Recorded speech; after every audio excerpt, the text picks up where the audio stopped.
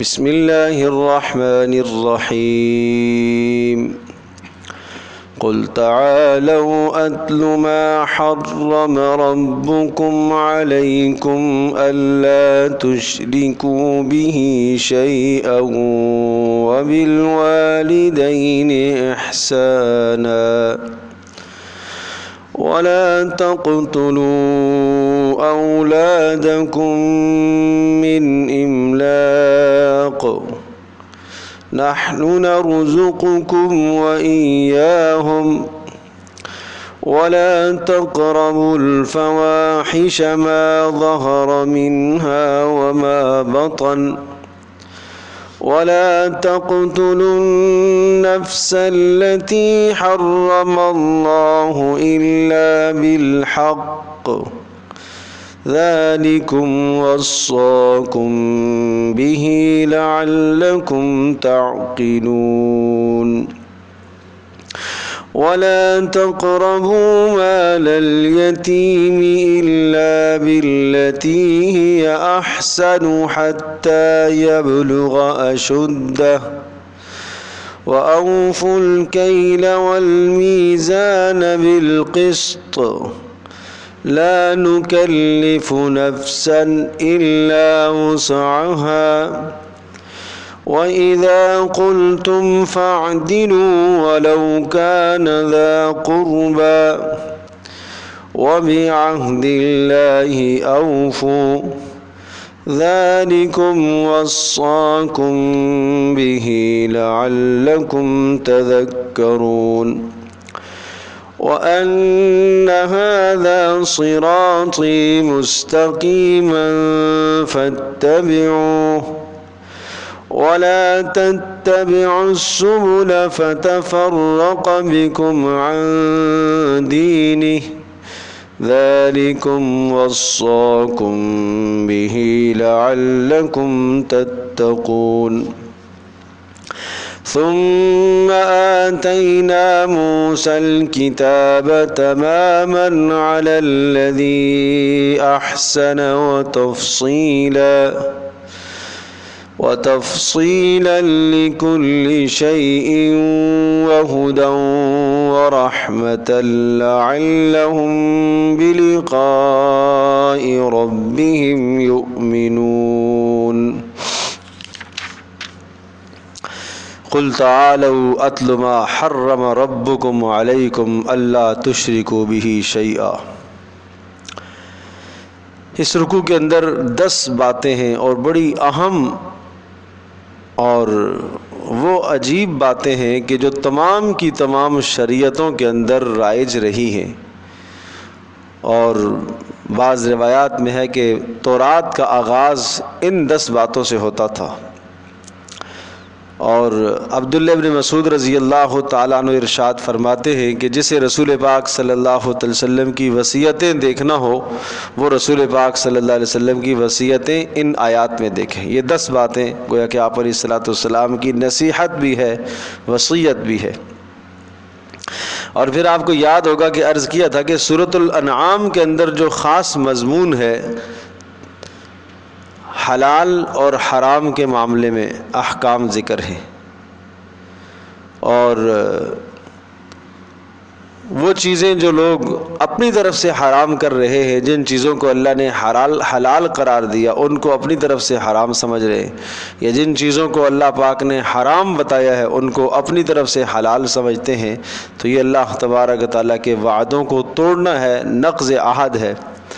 اور گزشتہ رکوعوں کے اندر یہ تفصیل سے بات آئی کہ جب وہ لوگ مشرکین اللہ کے نام پر صدقہ نکالتے تھے تو وہ صدقہ اگر بتوں کے حصوں میں مل جاتا تو کہتے کوئی بات نہیں، اور اسی طرح سے جب بتوں کے نام کا نکالتے تھے تو وہ اللہ کے حصے میں نہیں ملنے دیتے تھے۔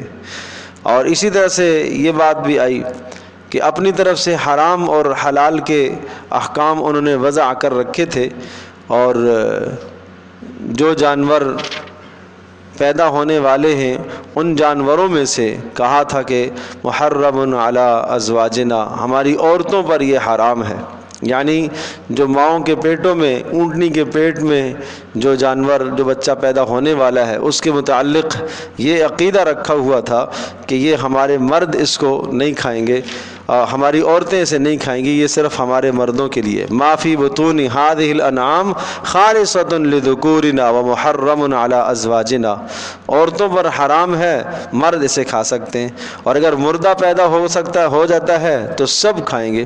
حالانکہ اگر مردہ پیدا ہوتا ہے تو وہ تو حرام ہے، سب کے لیے حرام ہے، لیکن پھر اسے سب مل کر کھاتے تھے۔ پھر اسی طرح سے اللہ پاک نے حلال کے کچھ مسائل ذکر فرمائے، احکام اور جانوروں کا بیان فرمایا۔ ثمانیۃ ازواج من الضأن اثنین ومن المعز اثنین، کہ 8 قسم کے جانور جو تمہارے گھروں کے اندر پلتے ہیں وہ تمہارے لیے حلال ہے۔ اور وہ 8 قسم کے جانور بتائے تھے کہ بھیڑ نر مادہ دونوں، بکری نر مادہ دونوں، گائے نر مادہ دونوں، اونٹ نر مادہ۔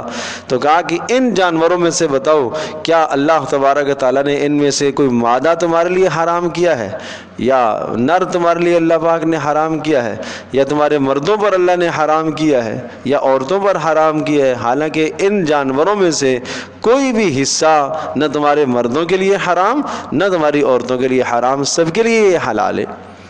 شرط یہ بتایا تھا کہ ذبح ہو، ذبح شرعی طریقے کے مطابق ہو، ذبح کرتے وقت اللہ کے علاوہ کسی اور کا نام اس کی ذبح پر نہ پڑا گیا ہو، وہ جانور اپنی موت نہ مرا ہو۔ یہ سمجھایا تھا کہ اگر تم شکار کرتے ہو تو شکار کے لیے ضروری ہے کہ جب تم نے شکاری جانور کو کسی شکار کے پیچھے چھوڑا تو بسم اللہ پڑھ کر اسے چھوڑا ہو، اور پھر وہ شکاری جانور جس سے آپ شکار کر رہے ہیں، جس کے ذریعے سے وہ سکھایا ہوا ہو، سدھایا ہوا ہو، اور اسی طرح سے اس نے اس میں سے خود نہ کھایا ہو، اس نے زخم اس کو لگایا ہو، تو اس قسم کے جانور تمہارے لیے حلال ہیں، وہ شکار تمہارے لیے حلال تھے۔ ذبیحہ کے متعلق بتایا کہ اہل کتاب کا ذبیحہ تمہارے لیے حلال ہے، بشرطے کہ وہ مشرک نہ ہو، اللہ کا نام لے کر ذبح کریں تو وہ تمہارے لیے حلال ہے۔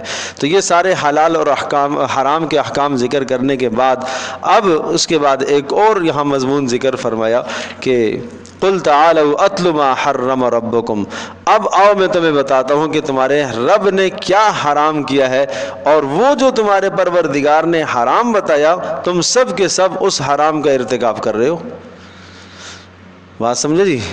کہ تم تو یہ کہہ رہے ہو کہ جو مادہ کے پیٹ کے اندر ہے وہ ہماری عورتوں پر حرام ہے، اور اپنی طرف سے تم نے چیزیں حرام کی ہیں، جبکہ اللہ نے نہیں حرام کی، تم نے اپنی طرف سے حرام کی ہیں۔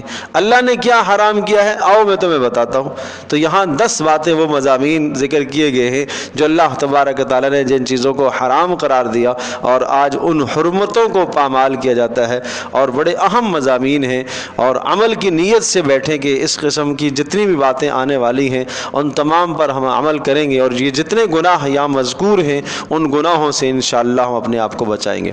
قل تعالوا، آ جاؤ، اتلو، میں تلاوت کرتا ہوں، میں تمہیں سناتا ہوں، ما، وہ مضامین، حرم، جو حرام کیے، ربکم، تمہارے پروردگار نے، علیکم، تمہارے اوپر۔ وہ کیا حرام ہے؟ نمبر 1، اللہ تشرکوا بہ شیئا، اللہ کے ساتھ کسی کو شریک نہ ٹھہرانا، یہ حرام ہے۔ شرک کرنا حرام ہے جس میں تم سب کے سب پڑے ہوئے ہو۔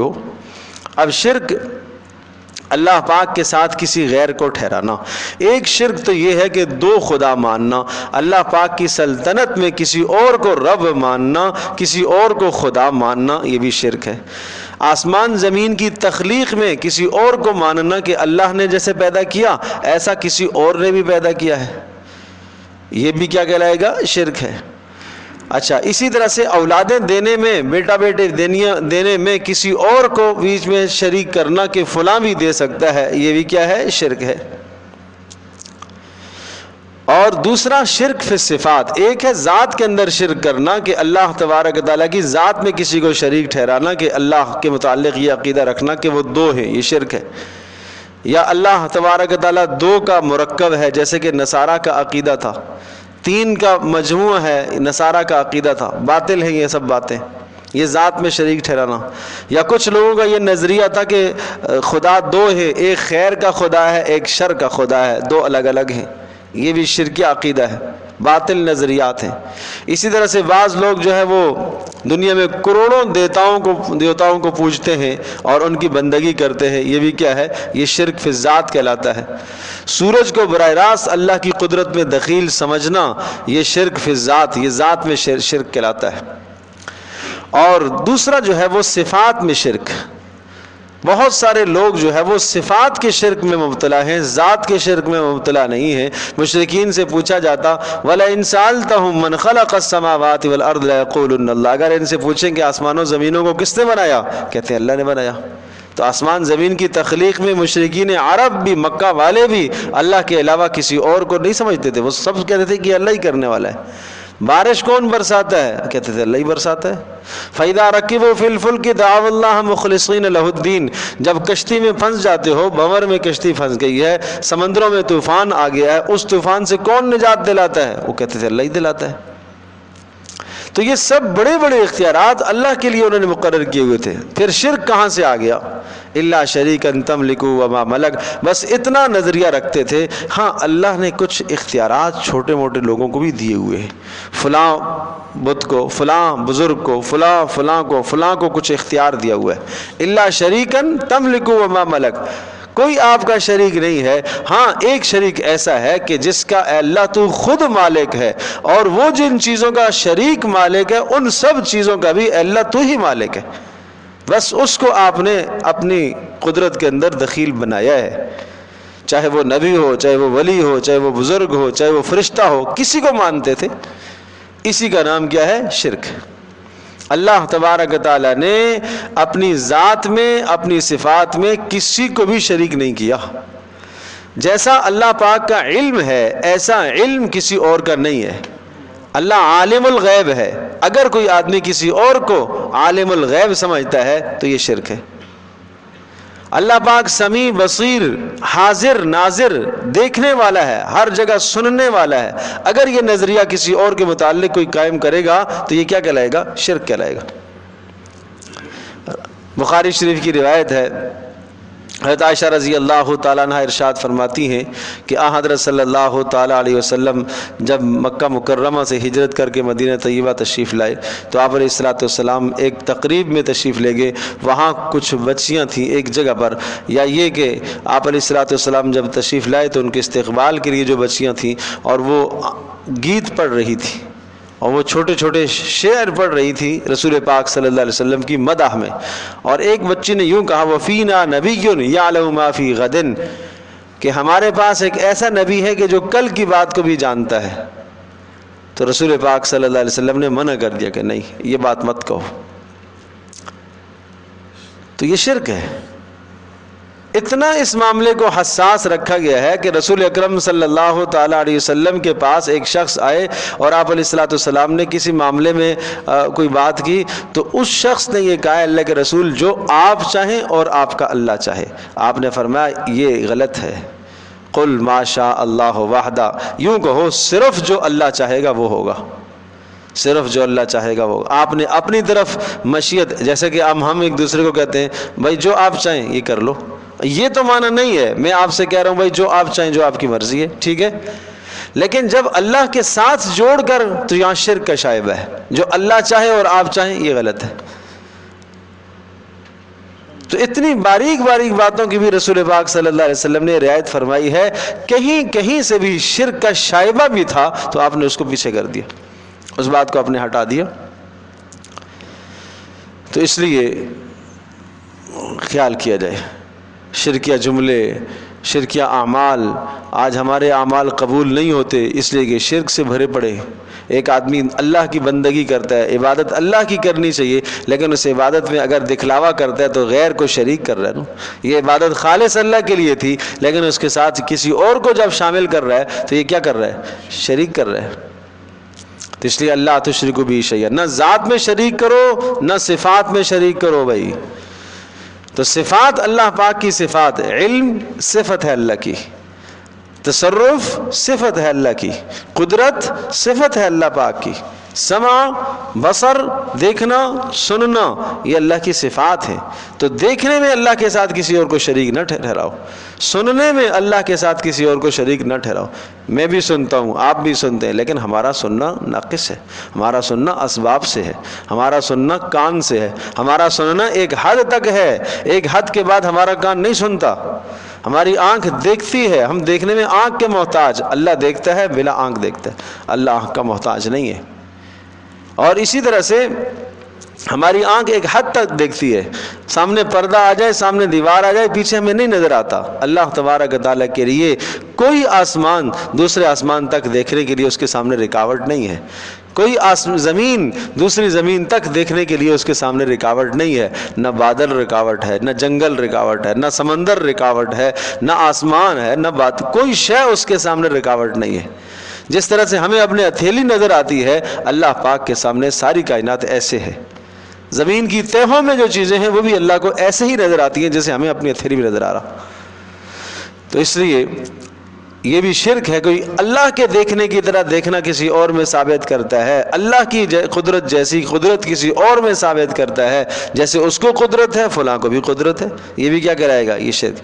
تو ذات میں بھی شریک نہ ٹھہراؤ، صفات میں بھی شریک نہ ٹھہراؤ، اللہ تشرکوا بہ شیئا۔ اور یاد رکھیے گا، شرک اگر زندگی میں ہے آپ کا کوئی عمل قبول نہیں ہے، نماز، روزہ، زکوٰۃ، حج، نیک اعمال، صدقہ سب برباد ہیں۔ اللہ تشرکوا بہ شیئا، اللہ کے ساتھ کسی کو شریک نہ ٹھہراؤ۔ تو پہلی بات تو یہ ہو گئی۔ نمبر 2، وبالوالدین احسانا، دوسری بات ماں باپ کے ساتھ حسن سلوک کرو۔ ماں باپ کے ساتھ بد سلوکی کرنا حرام ہے، یہ حرام ہے جس کا تم ارتکاب کر رہے ہو، یہ اللہ نے تمہیں حرام قرار دیا ہے کہ ماں باپ کے ساتھ بد سلوکی نہ کرنا، ماں کو تلخ جواب دینا یہ بد سلوکی ہے، ماں بلائے نہ بولنا، یہ بے رخی اختیار کرنا یہ بد سلوکی ہے، باپ بلائے جواب نہ دینا یہ بد سلوکی میں آتا ہے۔ ماں باپ اگر پکارے تو بسا اوقات وہ حالات ہیں کہ نماز بھی توڑنے کا حکم ہے کہ نماز توڑ کر جواب دو۔ اگر کسی مشکل میں ماں باپ اور انہیں نہیں معلوم کہ اب نماز انہوں نے بلایا ہے، آواز سے اندازہ ہوا ہے کہ کوئی خاص بات ہے، خطرے والی بات ہے، مشکل میں ہے ماں یا باپ، توڑ دو نماز۔ تو اس لیے نماز کے اندر بھی جب یہ بات ہے تو پھر ماں باپ کے ساتھ بدسلوکی، ماں باپ کی پکار پر لبیک نہ کہنا، حاضر نہ ہونا۔ اگر ماں کہے کھڑے ہو جاؤ، یہاں کھڑا ہونا حکم ہے، باپ کہے یہاں کھڑے ہو جاؤ، کھڑے ہونے کا حکم ہے۔ وَقَضَىٰ رَبُّكَ أَلَّا تَعْبُدُوا إِلَّا إِيَّاهُ وَبِالْوَالِدَيْنِ إِحْسَانًا إِمَّا يَبْلُغَنَّ عِندَكَ الْكِبَرَ أَحَدُهُمَا أَوْ كِلَاهُمَا فَلَا تَقُل لَّهُمَا أُفٍّ، بڑھاپے کو پہنچے تو اف نہ کہو۔ یہ معنی نہیں ہے کہ جوانی میں کہیں تو پھر اف کہنا جائز ہے، نہیں، جوانی میں بھی جائز ہے، کسی بھی صورت میں ماں باپ کے سامنے اف کرنے کی اجازت نہیں ہے۔ وَلَا تَنْهَرْهُمَا، جھڑکنا بھی جائز نہیں ہے، چٹخ کے بات کرنا جائز نہیں ہے، ہاتھوں سے اشارے کرنا ماں باپ کے سامنے بے ادبی ہے، بدسلوکی ہے یہ۔ ماں باپ اگر مال میں تصرف کرتے ہیں، آپ کے مال کو استعمال کر لیتے ہیں، باپ استعمال کرتا ہے، اور اگر آپ دیکھ رہے ہیں کہ وہ جائز جگہ پر استعمال کیا، آپ کو بولنے کا حق نہیں ہے۔ باپ انت و مالک لابیک، آپ بھی اور آپ کا مال بھی آپ کے باپ کے ہیں۔ ایک شخص نے آ کر کہا تھا نا میرے باپ میرا مال استعمال کر رہے ہیں، اس پر آپ نے فرمایا انت و مالک لابیک، آپ اور آپ کا مال بھی آپ کے باپ کا ہے۔ تو اس لیے وبالوالدین احسانا، ماں باپ کے ساتھ حسن سلوک کرو، زندگی میں بھی حسن سلوک کرو، مرنے کے بعد بھی حسن سلوک کرو۔ مرنے کے بعد حسن سلوک یہ ہے کہ ان کے لیے دعائیں کی جائیں، زندگی میں حسن سلوک یہ ہے خدمت کی جائے، مرنے کے بعد حسن سلوک یہ ہے ان کے لیے دعائیں کی جائیں، رفع درجات کی دعائیں کی جائے۔ کسی نے پوچھا اللہ کے رسول ماں باپ کے مرنے کے بعد کیا حق ہے؟ فرمایا ماں باپ کے مرنے کے بعد یہ حق ہے ان کے لیے استغفار کرو، یہ ماں باپ کا حق ہے، ان کے درجات کی بلندی کی دعا کرو، یہ ان کا حق ہے، اور مالی حقوق ان کے جو ذمے ہیں وہ ادا کرو، یہ ان کا حق ہے۔ ہاں، اس کا خیال رکھا جائے۔ میراث کی صحیح تقسیم کرو، ماں باپ کے قرابت داروں کے ساتھ اچھا سلوک کرو، اور ماں باپ کے تعلق داروں کے ساتھ اچھا سلوک کرو۔ یہ 5 حق آپ نے بتائے ہیں۔ تیسری بات وَلَا تَقْرَبُوا الْفَوَاحِشَ مَا ظَهَرَ مِنْهَا وَمَا بَطَنَ، اور نہ قریب ہو جاؤ الفواحش، بے حیائی کے کاموں کے، ما ظَهَرَ مِنْهَا، جو ظاہر ہیں، وما بطن، اور جو پوشیدہ ہے۔ چاہے بے حیائی ظاہراً ہو چاہے چھپ کر ہو، کسی بھی صورت میں جائز نہیں ہے۔ بے حیائی کا کوئی کام، ہر وہ عمل، ہر وہ جملہ زبان سے نکلا ہوا، ہر وہ سننا، ہر وہ دیکھنا جو انسان کو زنا کی طرف لے کر جائے، اس کو بے حیائی کہا جاتا ہے۔ بے حیائی کا کام ہے وہ۔ تو ایسی چیزوں کا دیکھنا بھی حرام، ایسی چیزوں کا سننا بھی حرام، ایسی چیزوں کا چھونا بھی حرام، ایسی چیزوں پر بات کرنا بھی حرام، یہ سب کے سب حرام کے زمرے میں آتے ہیں۔ تو بے حیائی کا کام کسی بھی قسم کا، نہ دیکھنا، نہ سننا، نہ بولنا، نہ چھونا، یہ سب کے سب حرام ہے۔ تنہائیوں کے اندر جو بیٹھ کر جوان انٹرنیٹ پر بے حیائی کے کام کا ارتکاب کرتے ہیں، یہ چھپ کر بے حیائی ہے۔ اللہ پاک نے اس کو حرام قرار دیا، یہ چھپ کر بے حیائی ہے۔ اور ماؤں کو چاہیے اور باپ کو گھر کے اندر چاہیے کہ اس کی نگرانی کریں، اکیلے میں کمروں میں بیٹھ کر بچوں کو آزاد نہ چھوڑا جائے انٹرنیٹ کی فاحشات پر اور انٹرنیٹ کی تباہی پر، ان کو آزاد نہ چھوڑا جائے۔ زندگیوں کو تباہ کر دیں گی یہ چیزیں، اور پھر ماں باپ کی عزتیں بھی دنیا میں لوٹیں گی، آخرت میں بھی ذلت اور رسوائی ہوگی۔ اس لیے ولا تقربوا الفواحش، بات بڑی اہم ہے۔ یہ نہیں فرمایا کہ بے حیائی کے کام نہ کرو، سنو غور سے، یہ نہیں کہا کہ بے حیائی کا ارتکاب نہ کرو، نہ بے حیائی کے قریب بھی نہ جاؤ، دونوں میں بڑا فرق ہے۔ بات سمجھے جی؟ جی جی میں کرتا ہوں۔ تو بے حیائی کے کام کے قریب بھی نہ جاؤ۔ ایک سردیاں بارش جب ہوتی ہے نا تو مائیں بچوں کو کہتی ہیں بیٹے باہر سے نکلو گے نا تو کسی کھمبے کے پاس سے بھی نہیں گزرنا، ہوتا ہے نا، بارش ہے، کرنٹ نہ ہو اس میں، تو کیا بھائی اس کو چھونا نہیں ہے، ایک بات یہ ہے، نہیں قریب سے بھی نہیں گزرنا، دونوں میں بڑا فرق ہے نا۔ تو کیا اگر قریب سے گزرے گا، چھوئے گا، ٹھیک ہے جی، تو نقصان ہے۔ اسی طرح سے ایک آدمی بے حیائی کے پاس بھی نہ جائے، اگر پاس جائے گا تو بھی بے حیائی کا ارتکاب کر سکتا ہے۔ اس پر ایک مثال عرض کرتا ہوں، رسول اکرم صلی اللہ علیہ وسلم نے بڑی بہترین اور خوبصورت مثال دے کر سمجھایا ہے۔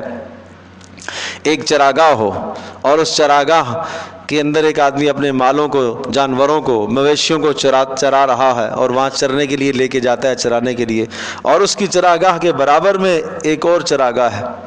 تو جب اس کے جانور، مال مویشی دوسرے شخص کی چراگاہ کے قریب جائیں گے تو خدشہ یہ ہے کہ اس کے اندر چلے جائیں، اور جب دوسرے کی چراگاہ کے اندر چلے گئے تو اس کا نقصان ہے، جانوروں کی بھی پٹائی ہوگی، اس کو بھی مارے گا، مالک کا بھی نقصان ہے۔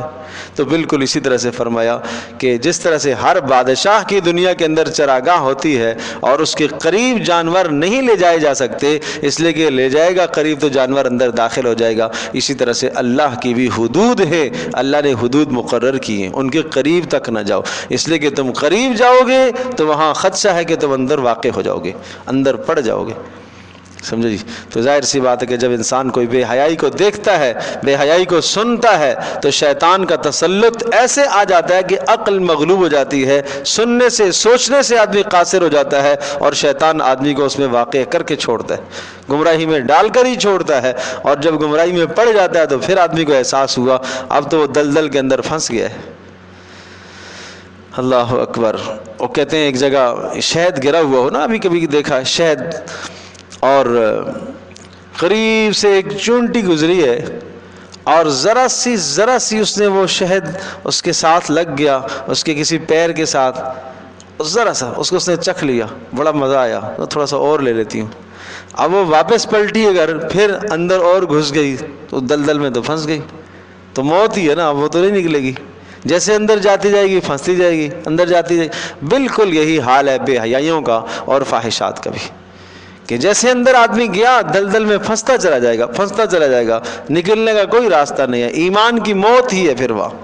اس لیے کہا ولا تقربوا الفواحش، قریب بھی مت جاؤ، داخل ہونا تو دور کی بات ہے، قریب تک نہیں پھٹکنا ہے اپنے۔ پہلی بات رہ گئی تھی ولا تقتلوا اولادکم من املاق، مت قتل کرو اپنی اولادوں کو فقر و فاقے کے ڈر سے۔ ولا تقتلوا اولادکم، نہ قتل کرو اپنی اولادوں کو من املاق، فاقے کے ڈر سے۔ – – – – – – – – – – – – – – – – – – – – – – – – – – – – – – – – – – – – – – – – – – – – – – – – – – – – – – – – – – – – – – – – – – – – – – – – – – – – – – – – – – – – – – – – – – – – – – – – – – – – – – – – – – – – – – – – – – – – – – – – – – – – – – – – – – – – – – – – – – – – – – – – – – – – – – – – – – – – – – – – – – – – – – – – – – – – – – – – – – – – – – – – – – – – – – – – – – – – – – – – – – – – – – – – – – – – – – – – – – – – –– اولادوں کا قتل کرنا ایک تو وہاں رائج تھا مشرکین عرب میں، بچیوں کو زندہ درگور کر دیتے تھے، اس لیے کرتے تھے کہ جناب کوئی ہمارا داماد بنے گا، اس عار کی وجہ سے بچیوں کو زندہ دفن کر دے۔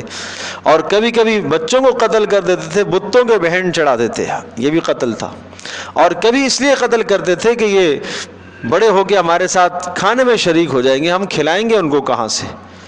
پہلے دو قتل اگرچہ آج کے معاشرے میں نہیں ہیں، لیکن تیسرا والا قتل آج بھی ہے۔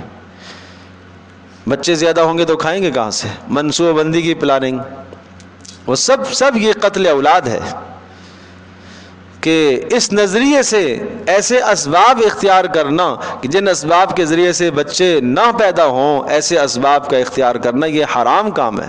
یہ قرآن بتا رہا ہے تمہیں، وَلَا تَقْتُلُوا أَوْلَادَكُمْ، مت قتل کرو، یہ حرام ہے۔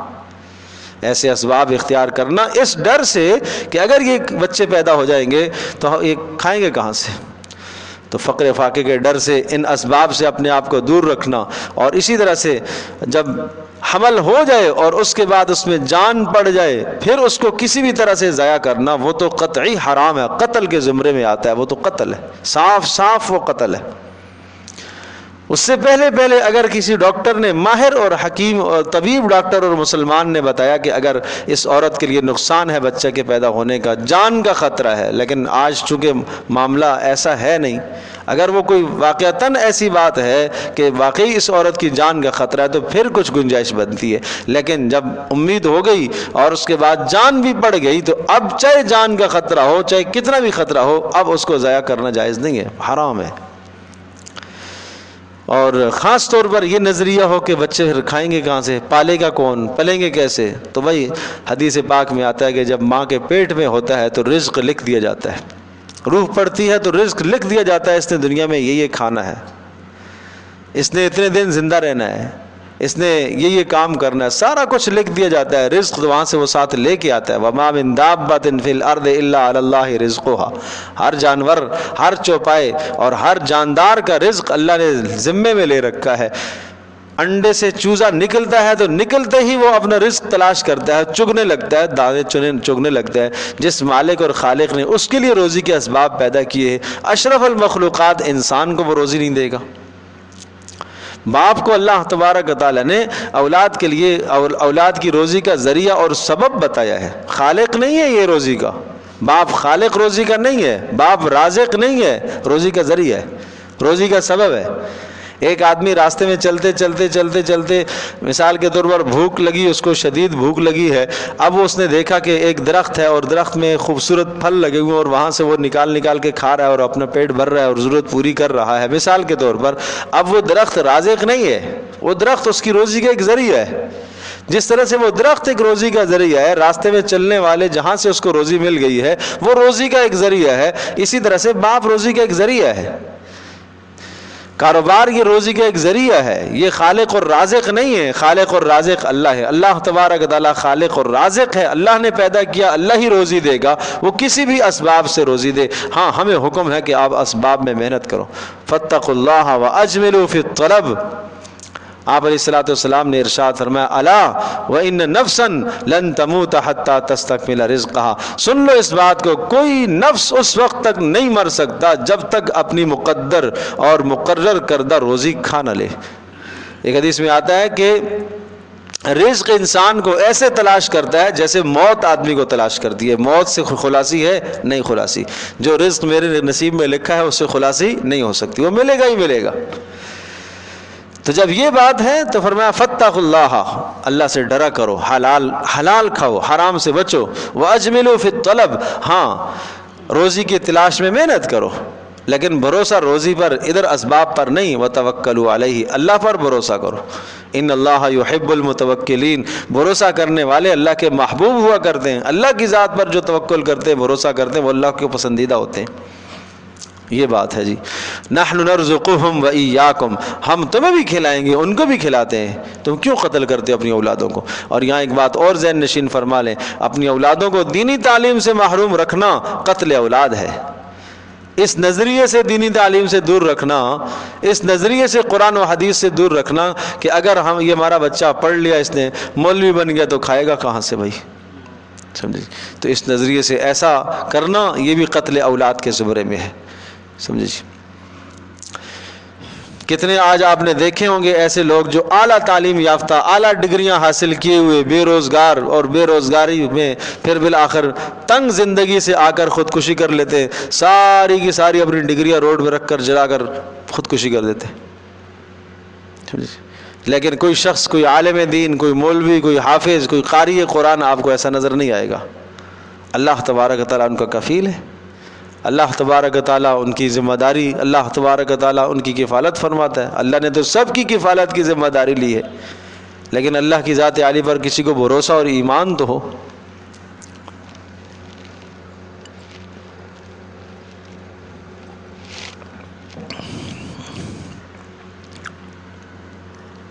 اس لیے فرمایا نحن نرزقکم وإیاہم، ہم تمہیں بھی کھلاتے ہیں ان کو بھی کھلائیں گے۔ ولا تقربوا الفواحش ما ظہر منها وما بطن، اور بے حیائی ظاہر بھی ہو یا باطن ہو ان کے قریب تک نہیں جانا ہے۔ میں نے عرض کیا ایسی بے حیائیوں کے قریب نہیں جانا، انٹرنیٹ پر کے قریب نہیں جانا بے حیائیوں کے، اپنی ضرورت کی چیز لو اور چھوڑ دو اس کو بس۔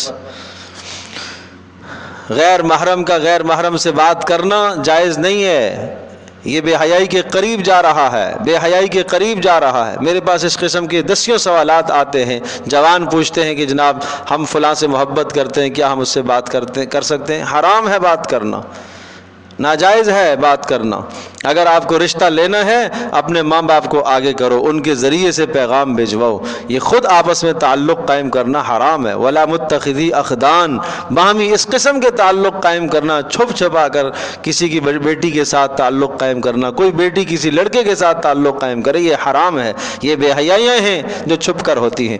ولا تقتلوا النفس التي حرم اللہ الا بالحق، پانچویں بات یہ ہے کہ کسی نفس کو مت قتل کرو جس نفس کو اللہ نے حرام قرار دیا۔ ولا تقتلوا النفس التي، مت قتل کرو ایسے نفس کو حرم اللہ، جس کا قتل کرنا اللہ نے حرام کیا ہے، الا بالحق، مگر شرعی طریقے سے۔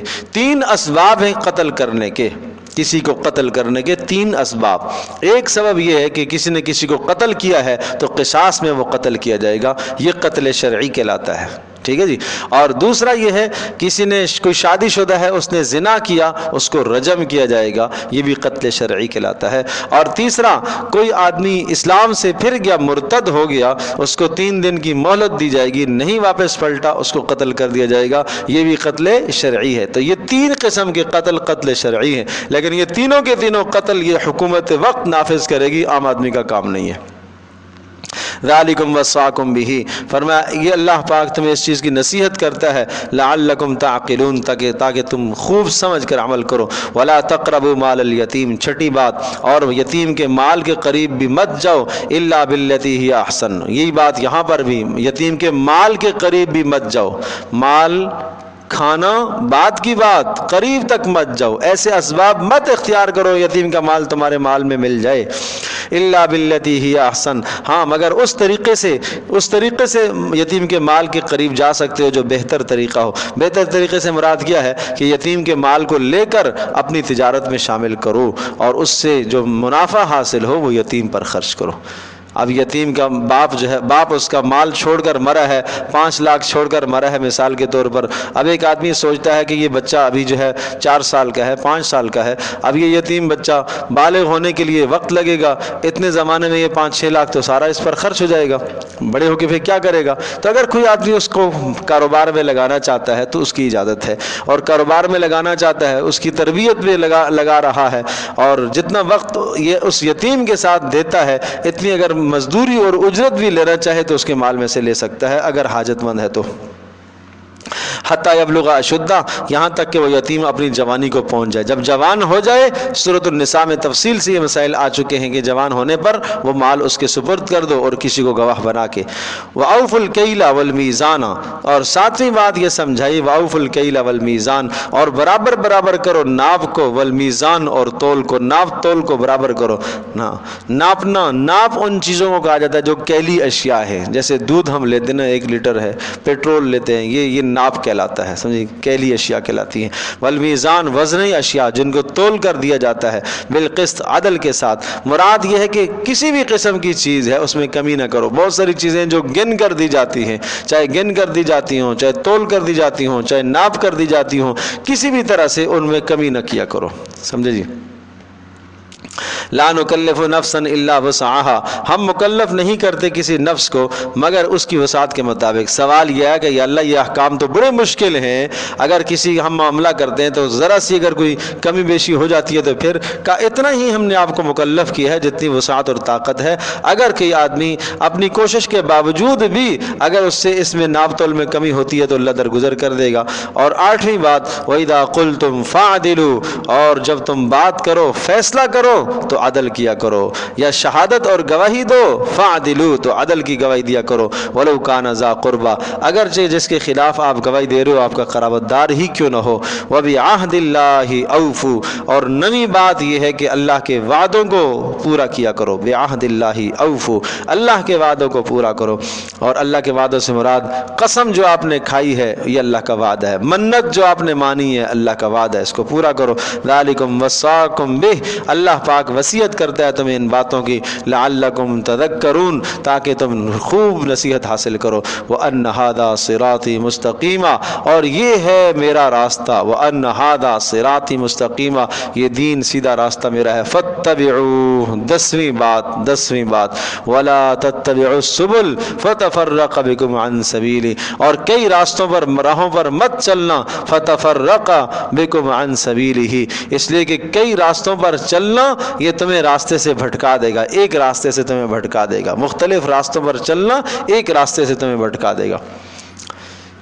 ذالکم وصاکم بہ لعلکم تتقون ذالکم وصاکم بہ اس بات کی اللہ پاک تمہیں نصیحت کرتا ہے تاکہ تم تقوی اختیار کرو۔ ثم تو یہ 10 باتیں ہو گئیں، ان 10 باتوں کا خیال رکھو۔ ثم آتینا موسیٰ الکتاب تماما علی الذی احسن اور پھر اس بات کو یاد رکھو کہ ہم نے موسیٰ کو کتاب دی ہے تماما علی الذی احسن اور یہ ہم نے فضل کیا اللہ پاک نے علی الذی احسن ان لوگوں پر کہ جو نیکی کرے ان کے لیے یہ فضل ہے کتاب، اللہ کا احسان ہے۔ وتفصیلا لکل شیء اور ہر مضمون کی تفصیل ہے اور ہدایت کا ذریعہ ہے اور رحمت کا ذریعہ ہے۔ لعلہم بلقاء ربہم یؤمنون تاکہ یہ اپنے پروردگار کی ملاقات پر ایمان رکھے یعنی قیامت پر۔ وہذا کتاب اور یہ قرآن یہ کتاب انزلناہ اس کو ہم نے اتارا ہے، مبارکن بابرکت بنایا، فاتبعوا اس کی اتباع کرو، ولا واتقوا اور اللہ سے ڈرتے رہو، مخالفت سے بچتے رہو، قرآن کی مخالفت سے اس کی اتباع کرو، اس کی مخالفت سے بچو، لعلکم ترحمون تاکہ تمہارے پر رحم کیا جائے۔ تو ان 2 کاموں کے ساتھ اللہ پاک نے رحمت کو جوڑا ہے۔ رحمت کیسے ہوگی؟ فاتبعوا قرآن کی اتباع سے، واتقوا سے تقوی اختیار کرنے سے، مخالفت سے بچنے سے، لعلکم ترحمون تاکہ تمہارے پر رحم ہو۔ اس طرح سے کیسے رحم ہو سکتا ہے؟ گھروں کے اندر قرآن خوانی کرتے ہیں سب کو ملا کے، بھائی ہاں جی کیا قرآن ہم برکت حاصل ہو، رحمت حاصل ہو، اس میں بے پردگی ہو اور اسی طرح سے مخلوط لوگ بیٹھے ہوئے ہوں، مرد بھی ہوں، عورتیں بھی ہوں، سب ایک جگہ، تو کیسے اللہ کی رحمت نازل ہوگی؟ ان تقولوا انما انزل الكتاب على طائفتين من قبلنا وان كنا عن دراستهم لغافلين یہ ہم نے اس لیے کیا ہے تاکہ تم یہ نہ کہو، تم یہ نہ کہو قیامت کے دن انما انزل الکتاب کہ اللہ پاک نے تو کتابیں اتاری ہیں علی طائفتین دونوں گروہوں پر یعنی یہودیوں پر نصرانیوں پر، من قبلنا ہم سے پہلے، وان کنا عن دراستہم اور اگرچہ ہم، وان کنا عن اور بے شک ہم لوگ، وان کنا بے شک ہم لوگ عن دراستہم ان کے پڑھنے اور پڑھانے سے لغافلین غافل تھے، یعنی تاکہ قیامت کے دن تم یہ نہ کہہ سکو کہ یہود و نصارہ کو تو اللہ کتابیں دی ہیں اور ہمارا جب زمانہ آیا تو ان کتابوں کے اندر تحریف اور تبدیلی ہو چکی تھی، ہم کیا پڑھتے؟ اس لیے اللہ کہہ رہا ہے ہم نے کتاب اتاری ہے قرآن۔ او تقولوا لو انا تاکہ تم یوں نہ کہو قیامت کے دن، یہ عذر تم پیش نہ کر سکو، لو انا انزل علینا الکتاب کاش کہ ہمارے اوپر بھی کتاب اتاری جاتی، لکنا اہدی منہم تو ہم یہود و نصارہ سے زیادہ ہدایت پر ہوتے۔ تو سنو، فقد جاءکم بینۃ من ربکم تمہارے پروردگار کی طرف سے دلیل آ چکی اور ہدایت کا ذریعہ اور رحمت کا ذریعہ آ چکا قرآن۔ فمن اظلم ممن کذب بآیات اللہ اس سے بڑا کون ظالم ہو سکتا ہے جو اللہ پر جھوٹ باندھے، اللہ کی آیات کو جھٹلائے، وصدف عنہا اور اللہ پاک کی آیات سے دوسروں کو نصیحت سے روکتا رہے۔ سنجزی الذین یصدفون ہم ضرور سزا دیں گے ان لوگوں کو، ان قریب سزا دیں گے، یصدفون عن آیاتنا جو ہماری آیات سے روکتے ہیں، سوء العذاب بڑا بدترین عذاب، بما کانوا یصدفون بسبب ان کے گناہوں کے جو وہ روکتے ہیں۔ هل ينظرون الا ان، اے اللہ کب عذاب آئے گا؟ جواب دیا هل ينظرون الا ان تأتيهم الملائکہ، یہ نہیں انتظار کرتے مگر اس بات کا انتظار کر رہے ہیں کہ ملائکہ ان کے پاس آئیں۔ کیا کرنے کے لیے؟ روحوں کو قبض کرنے کے لیے ملائکہ آئیں۔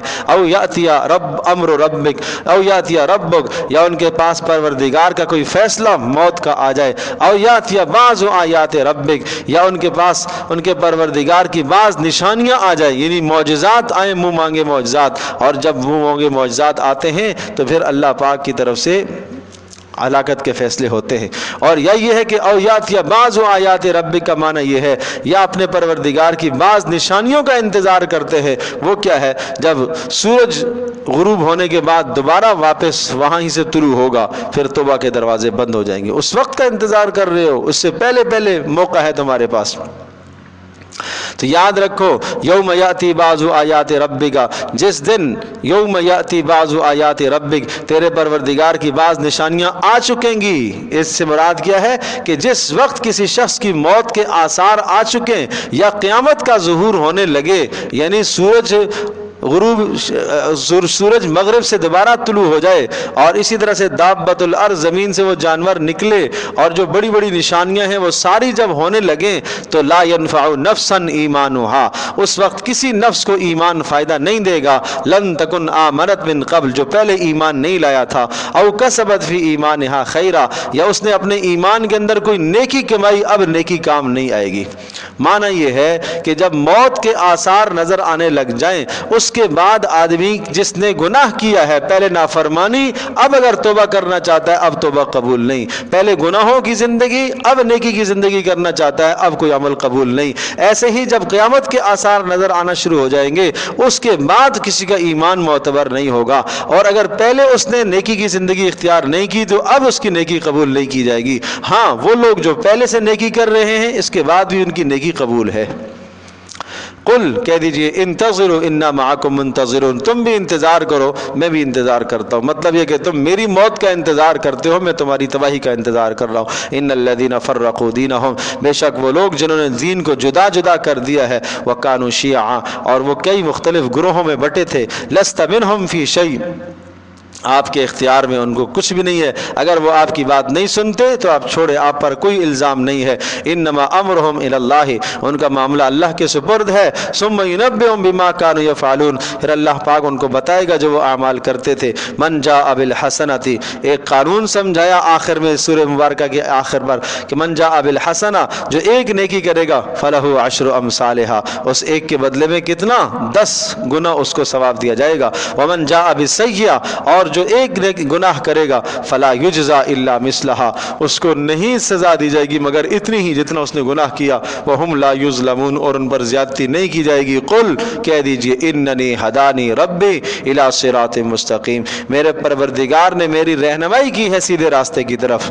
دینا قیما ملت ابراہیم حنیفہ، وہ ایسا دین ہے جو نسخ ہونے والا اور ختم ہونے والا نہیں ہے۔ ملت ابراہیم حنیفہ، اور میری رہنمائی کی ہے ابراہیم علیہ السلام کی ملت کی طرف، یعنی ابراہیمی ملت جو یکسو تھے، تمام ادیان سے کٹ کر ایک رب العزت کی طرف جھک جانے والے تھے۔ وما کان من المشرکین، اور ابراہیم شرک کرنے والوں میں سے نہ تھے۔ قل، کہہ دیجئے، ان صلاتی، یہ میرا اعلان ہے، میری نمازیں، ونسکی، میری قربانیاں، ومحیایا، اور میرا جینا، ومماتی، میرا مرنا، للہ، سب اللہ کے لیے۔ یہ 4 کے 4 اعمال کا اعلان اللہ کے لیے، اس میں کوئی شرک نہیں کرتا۔ صلاتی کہہ کر، نماز کہہ کر، تمام کی تمام عبادات اس میں آ گئی، عبادات بدنیہ، اور نسکی کہہ کر تمام کی تمام عبادات مالیہ، قربانیاں یعنی عبادات مالیہ، عبادات بدنیہ، اور ومحیایا ومماتی، میری زندگی بھی ساری کی ساری اللہ کے لیے، اور جب میں مروں تو ایسا مروں کہ اللہ پاک مجھ سے راضی ہو، سرخروی ہو۔ یہ سب اللہ کے لیے ہے، اور لا شریک لہ، اس کے ساتھ کسی کو میں نے شریک نہیں ٹھہرایا، نہیں ٹھہراؤں گا۔ وبذالک امرت، اور مجھے اسی بات کا حکم دیا گیا۔ وانا اول المسلمین، اور میں سب سے پہلے فرما برداروں میں سے ہوں، سب سے پہلے ماننے والوں میں سے ہوں۔ قل، کہہ دیجئے، اغیر اللہ ابغی ربا، کیا میں اللہ کے علاوہ کسی اور کو اپنا رب قرار دوں؟ کیسے ہو سکتا ہے؟ وہو رب کل شیء، اور وہ اللہ ہر شے کا رب ہے۔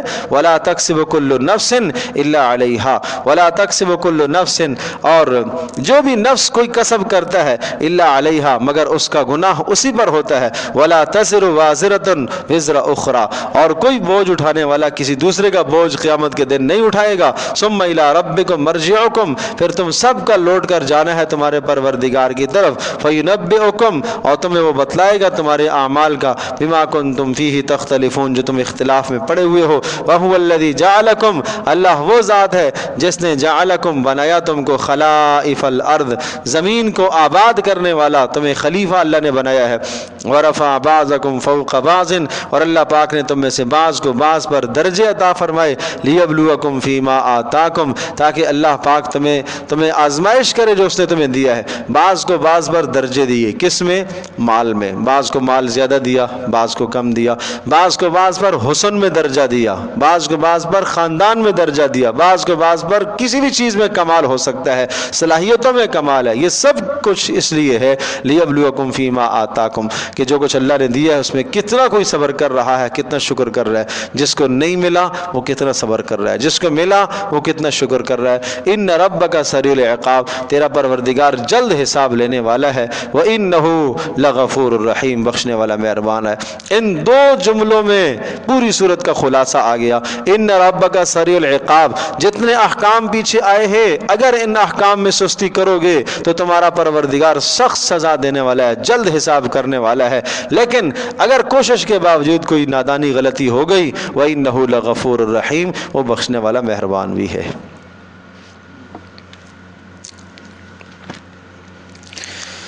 لا الہ الا اللہ۔